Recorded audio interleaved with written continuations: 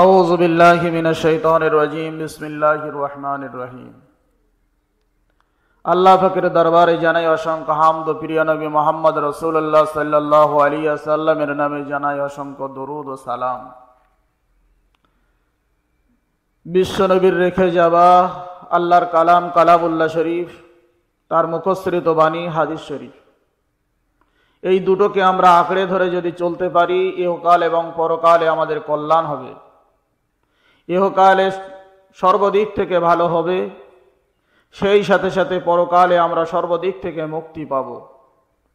এটা আমরা সকলেই আশা রাখি এবং বিশ্বাস, ইয়াকিন, ঈমানের সাথে আমরা সকলেই বলি বা মেনে নেই।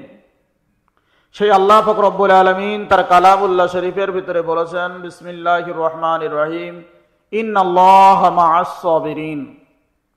যারা ধৈর্য ধারণ করে, যারা সবর করে, তাদের সাথে আমি আল্লাহ থাকি। রাসূল পাক সাল্লাল্লাহু আলাইহি ওয়াসাল্লাম এ সম্পর্কে কি বলেছেন?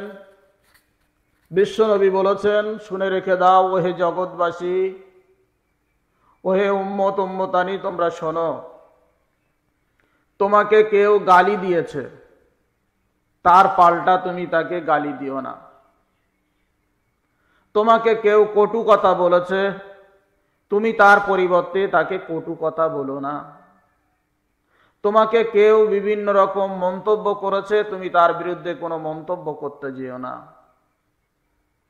তুমি যদি তাকে গালি দাও, তাহলে তো শোধ হয়ে গেল। তুমি যদি কূটনীতির বিরুদ্ধে তুমি কূটনীতি শুরু করো, তাহলে তো শোধ হয়ে গেল। তুমি যদি তার যে ভাষা দিয়েছে সেই ভাষায় তুমি যদি তাকে বলতে চাও, তাহলে তো শোধ হয়ে গেল।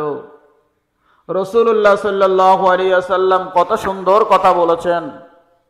হাদিস শরীফের ভিতরে এসেছে, কিয়ামতের দিন আল্লাহ পাক রব্বুল আলামিন আরশের ছায়ায় স্থান দান করবে নেককার আল্লাহওয়ালা সলে বান্দাদের, ধর্মভীরু এমন বান্দাদেরকে আল্লাহ পাক আরশের ছায়ায় স্থান দান করবে। তার ভিতরে একটা কাতার হবে, একটা দল হবে।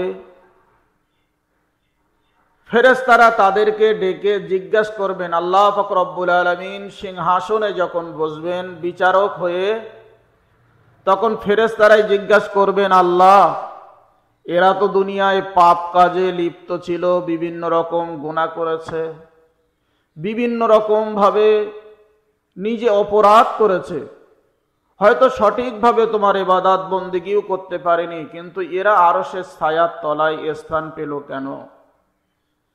সেই সময় আমার আল্লাহ রব্বুল আলামিন, রব্বুল ইজ্জত অল জালাল, তিনি বলবেন, ফেরেশতারা শুনে রেখে দাও, এই বান্দাগুলো ছিল সবরকারী, ধৈর্য ধারণকারী। এদেরকে বিভিন্ন রকম মানুষ গালিগালাজ করত, এদেরকে খারাপ বলতো, এদেরকে বিভিন্ন রকম মন্তব্য করত, এদেরকে বিভিন্ন রকম মানুষ অভিশাপ দিত, বিভিন্ন রকম ভাবে এদেরকে তারা ক্ষতিগ্রস্ত করার চেষ্টা করত। কিন্তু আমার বান্দা তাদের কোনো কথার উত্তর দেয়নি, তাদের সাথে ঝগড়ায় লিপ্ত হয়নি, তাদের কোনো গালির উত্তর তারা দেয়নি, তারা কূটনীতির কোনো উত্তর তারা দেয়নি, কূটনীতির বিরুদ্ধে তারা কোনো কূটনীতি করেনি, তাদের বিরুদ্ধে কোনো অভিশাপও দেয়নি। এই কথাগুলোর জন্যে, এই ধৈর্য ধারণ করার জন্যে আমি তো ওয়াদা করেছিলাম, ইন্নাল্লাহা মা'আস সাবিরিন, যারা সবর করে তাদের সাথে তো আমি থাকবো।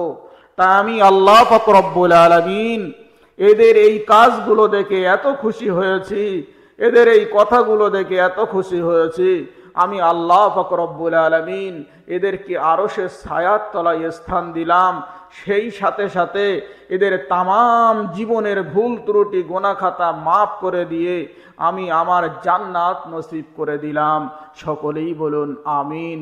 সুবহানাল্লাহ, সুবহানাল্লাহ, আলহামদুলিল্লাহ, আলহামদুলিল্লাহ।